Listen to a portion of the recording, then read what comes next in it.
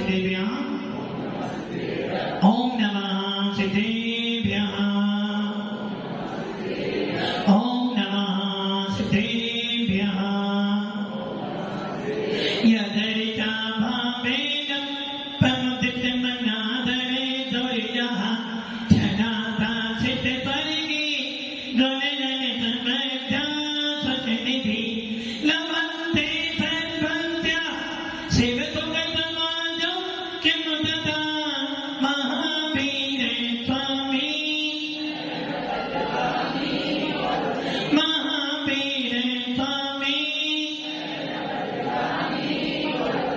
महावीर स्वामी नयन पथिगामी भगत में भुवा बंदनो नित्यम ज्ञान दर्शन नायिका चारित्राणं गंभीरं मोक्ष मार्गोपदेशकं पंच प्रवृत्ति भगवान की एकनाथ भगवान की अंतिम संस्कृति भगवान महावीर स्वामी की आचार्य श्री कुंद भगवंत की आचार्य श्री उमा स्वामी भगवंत की आचार्य श्री विमल सागर जी महाराज की आचार्य गुरुदेव सरस्वती सागर जी महाराज की तीन कामनाओं करोड़ मणि राजों की द्वादशांजलि माता की बोले दिव्य उपस्थित आध्यात्म विराट संत 108 आचार्य श्री सुंदर सागर जी गुरुदेव की मोक्ष मार्ग समेतारं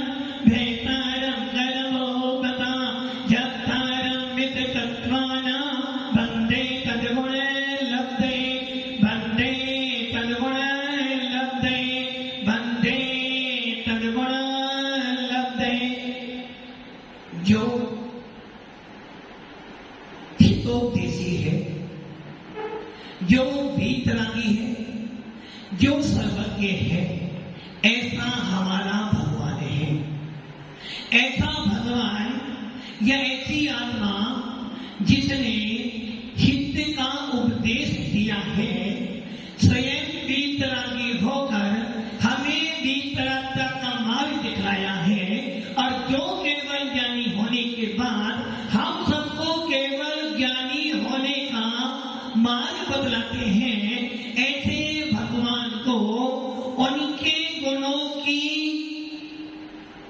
वंदना,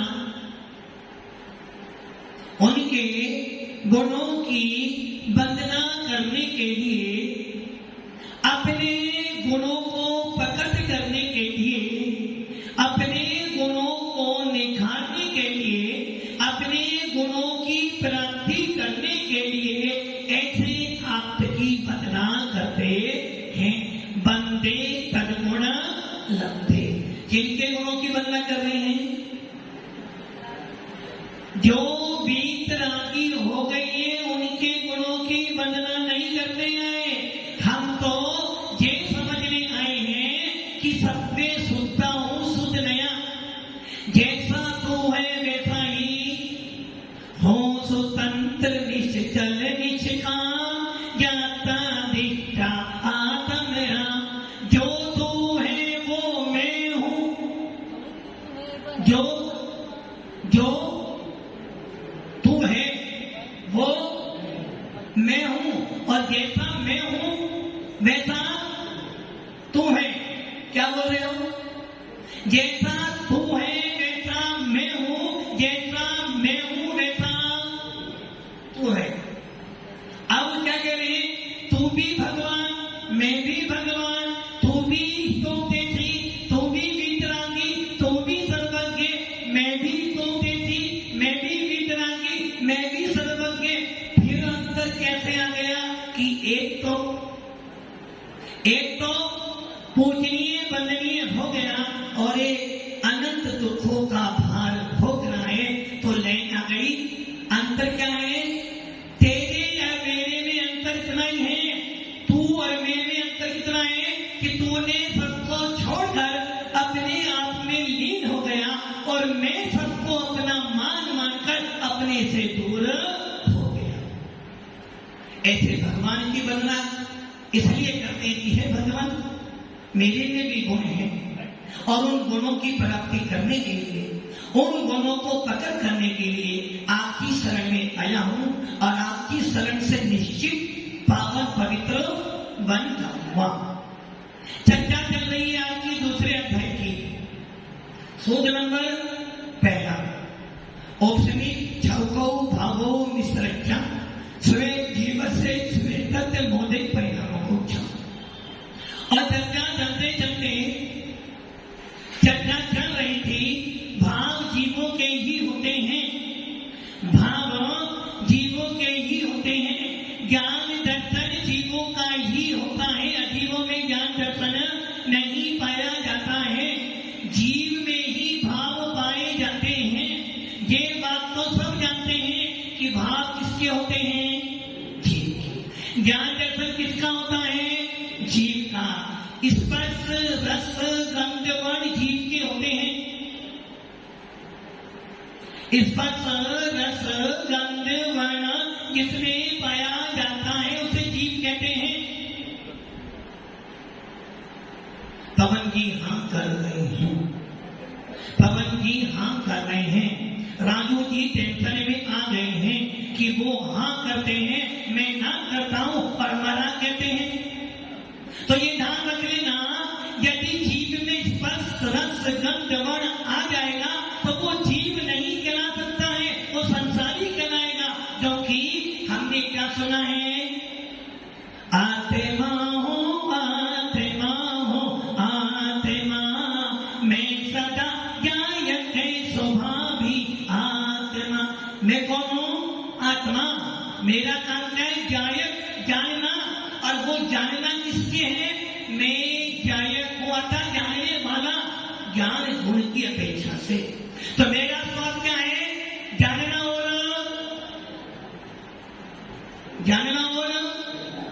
क्या देखना, क्या देखना। मेरे में ज्ञान गुण भी है, मेरे में दर्शन गुण भी है। मेरा ज्ञान गुण, मेरा दर्शन गुण तुम्हारे काम में नहीं आएगा, तुम्हारा ज्ञान दर्शन मेरे काम में नहीं आएगा। फिर भी कह रहे हैं, फिर भी क्या कह रहे हैं, अनंत तुष्टि के धनी तुम ही हो सिरताज, मुक्ति बंधु के कंठ को तीन भुवन के अंजन के थे पापी तारे। मुझे भी प्रभु पतित पावन में अपावन शरण आयो शरण की। क्या करें, भगवान तुम तो पवित्र हो और मैं आप पवित्र हो। अरे आप पवित्र व्यक्ति मंदिर नहीं जाता है, आप पवित्र व्यक्ति कभी पवित्र नहीं बन सकता है। और जो आप पवित्र हूँ, मैं पापी हूँ, मैं पापी हूँ, मैं पापी हूँ, कभी भी उभर नहीं सकता। यहाँ तो आचार्य कुन स्वामी, यहाँ तो आचार्य उमा स्वामी कह रहे हैं, बंदित्व सब सिद्धे सब सिद्ध समान है। तो क्या स्पर्श रस गंध वर्ण जीव के गुण होते हैं।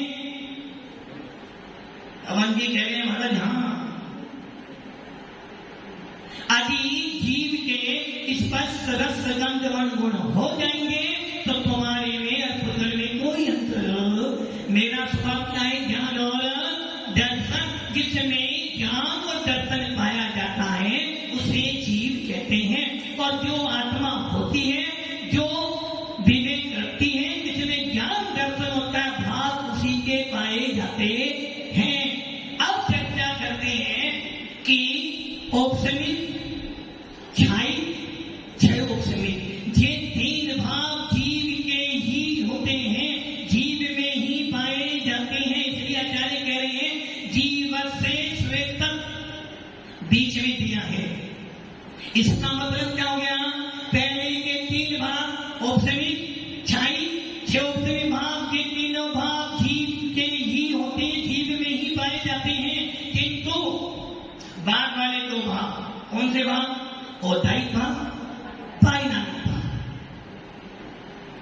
अभी तक क्या सुना था, 5 भाव जीव के होते हैं। और आप सुन रहे हो कि 6 भाव होते हैं। छठा भाव भी बताया ना, और मैंने नहीं बताया, ये तो आचार्य भगवान सूर्यचंद्राचार्य बता रहे 6 भाव होते हैं। अब ये सुना जब तत्वापुत्र की वार्ता सुनते थे तो यही सुना था कि भाव तो जीवों के ही होते हैं, अजीव के भाव नहीं होते हैं, और पांचों भाव जीव में ही पाए जाती है। जीव को छोड़कर किसी में भाव नहीं पाए जाते हैं। ये तो भव्य आत्माओं आचार्य भगवत कहते हैं भाव तो प्रत्येक धर्म के होते हैं। बाजार में जाते हो तो भाव तो हर वस्तु का होता है, भाव तो हर वस्तु का होता है। मनोहर जी, आपका क्या भाव है? आपका क्या भाव है? घड़ी का भाव है, चश्मे का भाव है, आपके कपड़ों का भाव है, भोजन का भाव है, गाड़ी लाड़ी का भी भाव है। एक परंपरा थी, जब लाड़ी लेने जाते थे तो दहेज लेकर आते थे, और अब परंपरा चल गई लाड़ी लानी है तो दहेज देना पड़ेगा। हर वस्तु का भाव है, जबकि जब मरोगे ना तो मरने के लिए भी भाव को लगाया जाएगा। जब मरोगे तो भाव को कैसे ले जाना है? चंदन की लकड़ी में ले जाना है या आम की लकड़ी में? बांधने के बाद किससे बांधना है, कौन सी रस्सी से बांधना है, तो उसका भी भाव है। कौन सी मटकी लानी है, फूकी लानी है, साफ लानी है, छोटी लानी है, बड़ी लानी है, और किस शमशान घाट पे जलाना है, इसका भी भाव है। और जलाने के बाद जो राख बनी है ना, उस राख को भी कौन सी नदी में डालना, उसका भी भाव है। अब ये बताओ आपका भाव क्या मनोहर जी? कोई भाव? आदमी की औकात कितनी थी? एक मुट्ठी। जीवन भर जीवन भर जीवन भर जोड़ जोड़ के जोड़ जोड़ के जोड़ जोड़ के महल बनाया, जोड़ जोड़ के रिजर्व बैंक में, बीमा कंपनी में इंश्योरेंस करवाया, किंतु मरने के बाद क्या मिला? एक मुट्ठी राम। बेटे ने लगा दी फोटो, पापा टिके रहो, जब जब समय मिलेगा आ जाओ। आ जाइए, भगवान के लिए भाव हर जीव के होते हैं, भाव तो प्रत्येक वस्तु के होते हैं। इसलिए औदायिक भाव, पारिणामिक भाव, इन दोनों भावों को सबसे अंत में रखा, जो कि ये दो भाव अन्य द्रव्यों के भी पाए जाते। अर्थात अब क्या सूत्र बन गया? औपसमिक छाई, छह औपसमिक भाव तो मात्र जीव के ही होते हैं। और मैं ही इसलिए लगा रहा हूं क्योंकि हमारे शास्त्रों में लिखा है अनेकांत तो सियादवाद। सियादवाद कहता है कथनचित धनवान जी, कथनचित आप पुद्गल हो। धनवान जी, कथनचित आप पुद्गल हो। अब बोलो महाराज, आप क्यों बोल दो तो? हाँ। धनवान जी, आप सिद्ध हो। मैंने बोला पुद्गल तो आप चुप रहे, मैंने बोला सिद्ध तो आप खाते तो सही, बिल्कुल ना कर दो। अरे भाई, किसी का किसी अपेक्षा में सिद्ध भी हूं, क्योंकि मेरे दूध में, धनवान जी, दूध में मक्खन नहीं है, दूध में घी है, दूध में घी है, और घी में दूध। वैसे ही मेरी आत्मा में परमात्मा बनने की, तो मैं कौन हो गया? सिद्ध। कथन की सिद्ध हूं, कथन की पुद्गल हूं। सुनिए जी, पुद्गल हो तुम। एक आचार्य अभी सुनकर आए हो, आचार्यों की बातों पर टिप्पणी नहीं करते, और अभी टिप्पणी कर रहे। अरे भैया, ऐसे कहते हैं सियादवाद, जो दिखता है वो पुद्गल है, और जो दिखता है वो पुद्गल है, किंतु जो अनुभव करता है वो है अमूर्तिक आत्मा। क्या दिख रहा आपको? मैं दिख रहा हूं? मैं दिख रहा हूं क्या आपको? मैं दिख रहा हूं? सुनील जी, मैं आपको दिख रहा हूं क्या? झूठ बोलते हो।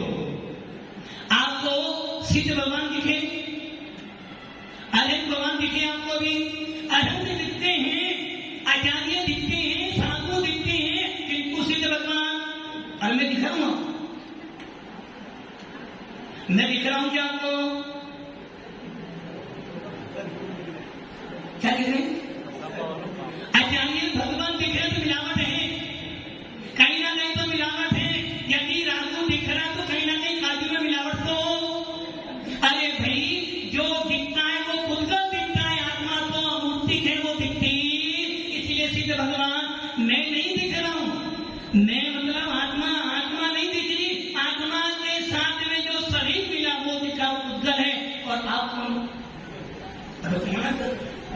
कथंकित पुद्गल हूं, कथंकित में आत्मा।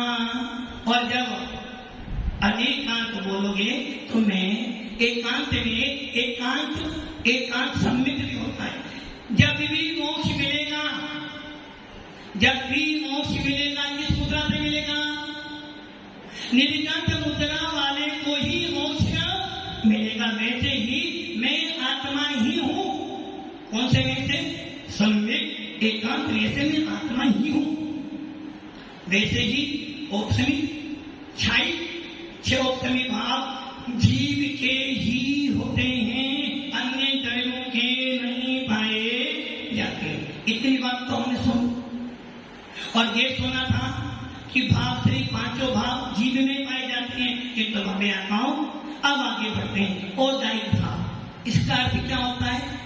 थोड़ी देर की बात है। औदायिक भाव पुद्गल में भी पाया जाता है। किसमें पाया जाता है? पुद्गल में। कैसे पाया जाता है? पुद्गल के दो भेद कौन से हैं? पुद्गल के दो भेद, एक अणु और एक स्कंद। अणु क्या है पुद्गल का उदय, स्कंद के पीछे में बादल सूक्ष्म बादल, सूक्ष्म किसके में? स्कंद का उदय है। इसलिए पुद्गल में दो भेद हो गए, अणु और स्कंद। तो किसका उदय है? पुद्गल का उदय है, क्योंकि औदायिक भाव के लिए कहते हैं। औदायिक भाव की परिभाषा जब जीव के संबंध से करोगे तो बदल जाएगी, और जब पुद्गल के हिसाब से करोगे तो बदल जाएगी। जब जीव का कथन करोगे, कर्मों के उदय से जो भाव बनता उसे औदायिक भाव। किंतु पुद्गल तो कोई कर्म का उदय, क्योंकि कर्मों का उदय किसको होता है? जीव को होता है। और पुद्गल में जब लगाओगे तो पुद्गल के दो भेद, एक अणु और एक स्कंद। तो अणु किसका भेद है? स्कंद इसका भेद है। आपने एक चौका लगाया, अब पवन जी महाराज बनकर आ गए, उनका मोह कल टूट गया है। उन्होंने कह दिया कि भाई मैं तो अब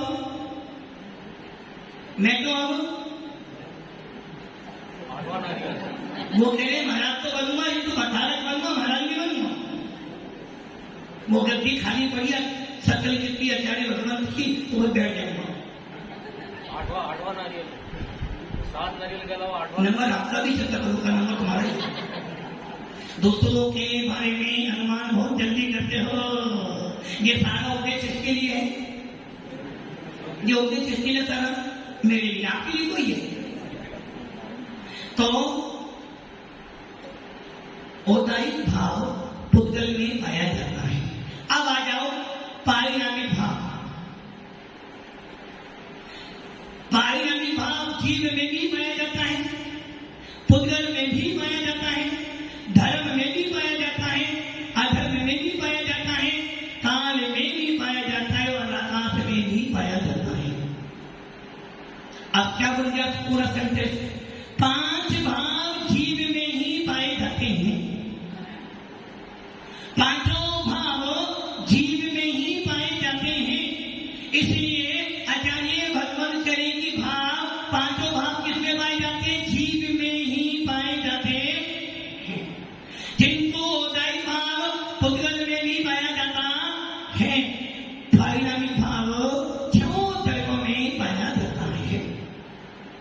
अब इनकी डेफिनेशन जब पढ़ लोगे तो अपने आप समझ जाओगे। अब देखते हैं औपसमिक भाव सबसे पहला था, छायिक भाव नंबर 2 पे था, छह औपसमिक 3 नंबर पे था, औदायिक नंबर 4 पे था, पारिणामिक नंबर 5 पे था। अब देखते हैं गुणस्थान। गुणस्थान कितने होंगे? आपके 14 गुणस्थान, आपके कितने गुणस्थान? अच्छा, हमारे कितने गुणस्थान है? हमारे आपके कितने?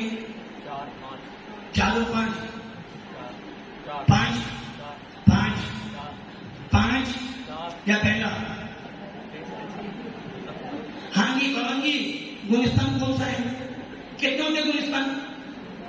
कितने होते हैं? अच्छा, हमारे 28 गुणस्थान होते हैं। 25 गुलिस्तान को। हाँ देखो सागवाड़ा में नए नए सांप लिखे जा रहे हैं। आचार्य भगवान नेमीचंद सिद्धांत चक्रवर्ती जी ने जीव कांड लिखा।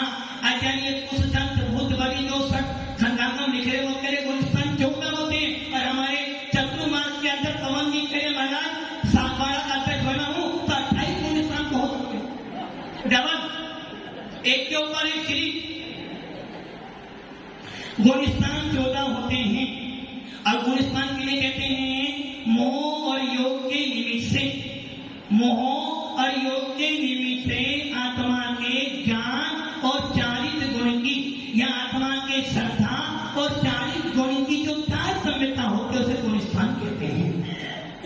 मोह और योग के निमित्त से आत्मा के अर्थात जीव के श्रद्धा और चारित गुण में जो चार सम्यता जो ऊपर चढ़ा नीचे ऊपर जो होता है उसे गुलिस्तान कहते हैं। और गुलिस्तान जीव में जीव के ही होती है, पुद्गल या जीव के नहीं होते हैं।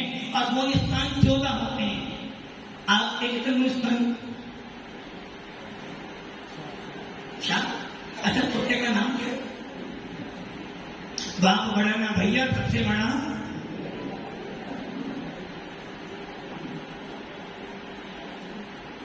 हाँ बिहारी लाल जी गुलिस्तान कितने आपके बेटे तुम्हें ये पता कि गुलिस्तान अपनी संपत्ति का खोज नहीं है, दूसरों की संपत्ति पे दृष्टि डालते हो। गुलिस्तान देखिए सोने का भाव क्या है? सोने का भाव क्या है? 60,000।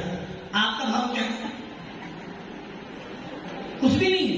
मतलब कि पुद्गल का तो 60,000 है, वो भी 1 तोला, 1 तोला ही ना। और आप कितने तोले के? मतलब कि आपको पुद्गल 60,000 तोले का ये तो बताएं कि तो मेरी आत्मा अनंत गुणों की खान है, उसका पता। इसलिए भजन बोला था ना कर तू आत्म ध्यान जानी, कर तू आत्म ध्यान, कर तू आत्म ध्यान जानी, कर तू आत्म ध्यान। निज चेतन भगवान जानी, निज चेतन भगवान, निज चेतन भगवान जानी, निज चेतन भगवान। कर तू आत्म ध्यान जानी। हमको तो ध्यान करना कर तू पैसा ध्यान। और जब दिन भर पैसा पैसा पैसा पैसा करोगे तो ज्ञान किसका होगा? सोना 60,000 हो गया।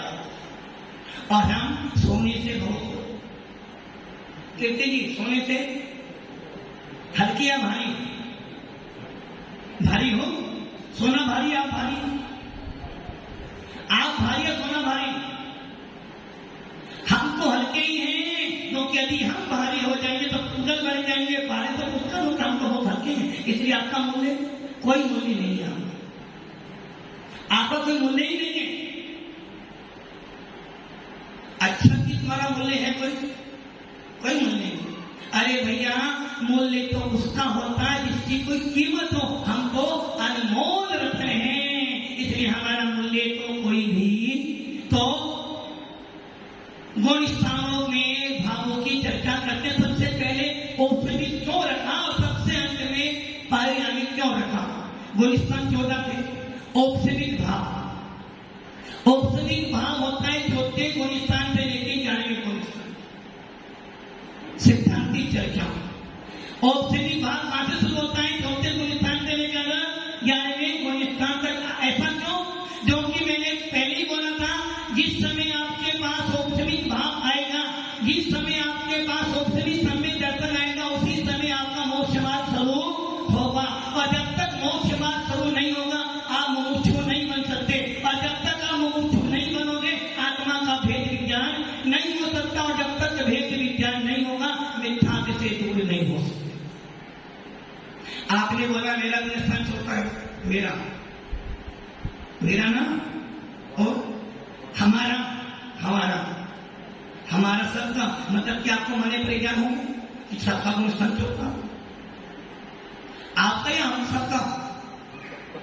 सबका हो सकता है। किसे पहला गुलिस्तान और देखो पंचकृति का 5वां भी हो सकता है, तो आपका अकेले का सबका तो अलग अलग आपका होता है पहला है। वो कहने वाला पहले चौथी के बाद सीधा 14वां मेरा दूसरा है। तो उपसमी भाव चौथे से लेकर 11वें तक, इसलिए अब छाई भाव होता है चौथे गुण स्थान से लेकर 14वें गुण स्थान तक संसार की अपेक्षा, इसलिए वो असंख्यात चीज है, किंतु सिद्धों की अपेक्षा अनंत। इसलिए उपसमी भाव 4 से 11, छाई भाव 4 से 14 अथवा सिद्धोत्तर भी, किंतु अपन गुण स्थान ले रहे हैं, सिद्ध भगवान गुण स्थान में नहीं आते। उपसमी भाव 4 से 11, छाई भाव 4 से 14, 6 उपसमी भाव पहले गुण स्थान से लेकर 12वें गुण स्थान तक। अब आपकी शंका होनी चाहिए थी यहां पर, क्या शंका कि पहला भाव 4 से 11 था, दूसरा भाव 4 से 14 तक था, तीसरा भाव 4 से 12 तक है, फिर भी आपने सबसे ज्यादा उसे मानकर रखा कि छाई भाव से ज्यादा जीत कौन है? छोपसमी वाले। अरे भैया, एक इंद्री जीत सबसे ज्यादा है, तो वहां पे वो भी तो आएंगे ना, उसका काल ज्यादा है, इसलिए संसार में छाई का काल थोड़ा है, जबकि छोपसम का काल ज्यादा है, इसलिए उसमें ज्यादा जीत संग्रह किए जाएंगे। पहला भाव उपसमी 4 से 11, छाई भाव 4 से 14 और छोपसमी 1 से 12। अब एक शंका और होनी चाहिए थी आपके मन में। शंका क्या होनी चाहिए थी? 13वें गुण स्थान में 6 उपसमी भाव क्यों नहीं होता? जो कर्म सिद्धांत पढ़ रहे हैं, जो कि 12वें गुण स्थान के अंतिम समय में ही 6 उपसमी भाव का विनाश हो जाता, और कहने वाला कौन आता है? केवल ज्ञान, केवल धरती, छाई भाव, छाई ज्ञान। इसलिए 6 उपसमी पहले से 12 तक। ओदायिक भाव पहले से लेकर 14वें तक, पारिणमी भाव पहले से लेकर 14वें तक। इसलिए आचार्य ने क्रम रखा, पहला भाव 1 से 11, दूसरा भाव 4 नहीं, पहला भाव 4 से 11, दूसरा भाव 4 से 14, तीसरा भाव 1 से 12, चौथा भाव 1 से 14 और 5वां भाव 1 से 14। इसलिए ये क्रम रखा गया। अब चर्चा आती है, बंद भी भावों से होता है और मोक्ष भी भावों से होता है। हाँ भैया सुनिए, आपको कौन से भाव से मोक्ष हो? 5 भाव है। सिद्ध कोई भाग ही नहीं है। शुद्ध भाव, तो वो शुद्ध भाव कौन सा है? अच्छा, 5 ही भाव बताए, शुद्ध भाव तुम्हारा से डाले, तो फिर शंका कौन सा कि हमारे आचार्य झूठ बोल रहे हैं? तो 5 भावों में से कौन से भाव से मोक्ष मिलेगा? केला जी, छाई भाव से मान लेते हैं आपकी बात, मैं संतुष्ट हो जाऊं जबकि बात है छाई भाव से मोक्ष मिलता है, लेना नहीं, छाई भाव से मोक्ष मिलता है, मान लेते हैं आपकी बात। हाँ, ओके, बताइए। पहली बात तो ये रही, उपसमित, छाई, 6 उपसमित और ये चारों भाव बंद के कारण है, इनसे बंदी होता है, मोक्ष नहीं मिलेगा। और पारिणमी भाव कैसा है? ना बंद कराता है और ना मोक्ष कराता है। छाई भाव से मोक्ष मिलेगा या छाई जो मोक्ष में जाएगा उसे छाई भाव मिलेगा? हाँ, क्या जो मोक्ष में जाएगा उसे छाई भाव मिलेगा, छाई भाव से मोक्ष मिलेगा? भाव मोक्ष कहां पर होता है? भाव मोक्ष कहां पर होता है? जब ये 4 घाटा कर्मों का विनाश करता होते भाव मोक्ष, तो भाव मोक्ष किससे मिला? छाई भाव से मिला या ज्ञानावनी, दर्शनावनी, अंतराय, मौनी के विनाश से मिला? 4 कर्मों का विनाश हुआ, छाई भाव जगत अनंत चतुर्थे के धनी, अनंत चतुर्थे के धनी। अभी छाई भाव से मोक्ष मिलता है, तो पहले छाई भाव पर प्राप्त करो फिर मोक्ष प्राप्त करोगे। और जबकि भाव मोक्ष कहाँ मिल गया आपको? 12वें गुलिस्तान का जैसे ही समय लिखा जिसको भाव मोक्ष हो गया, जिसको भाव मोक्ष हो गया उसको क्या मिल गया? छाई ज्ञान, छाई दर्शन, छाई सुख और साइक वीर्य। किंतु आप ये कह सकते हो छाई भाव प्राप्त करने के लिए, मोक्ष प्राप्त करने के लिए सबसे पहले हमें छाई संवेद दर्शन प्राप्त करना पड़ेगा। बिना छाई संवेद दर्शन प्राप्त करे मोक्ष मिलने वाला नहीं है। जब तक कर्मों की एक भी सत्ता पड़ी हमें मोक्ष मिलने वाला नहीं है। और पायवी भाव ना बंद कराता है और ना ही मोक्ष करवाता है। इतनी चर्चा में आ गई। औपचारिक भाव, छेउपचारिक भाव और छाई भाव मोक्ष के कारण है। किसके कारण है? किस अपेक्षा से कि जब जीव मोक्ष में जाएगा तो ये भाव उसको प्राप्त हो जाएंगे। औदायिक भाव संसार का कारण है। पायवी भाव ना बंद करवाता है, ना संसार का कारण है, ना ही मोक्ष का कारण है। छेउपचारिक भाव संसार का भी कारण है और मोक्ष का भी कारण है।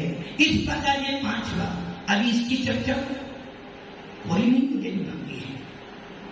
आपका समय पूरा हो गया। ये ध्यान रखना, परिणामों की निर्मलता ही कर्मों की निद्रा है। परिणामों की निर्मलता ही मोक्ष का द्वार है। और जो परिणाम अच्छे बनाएगा वो ही अरहत से बन पाएगा। हम सब भी अरहत से बने।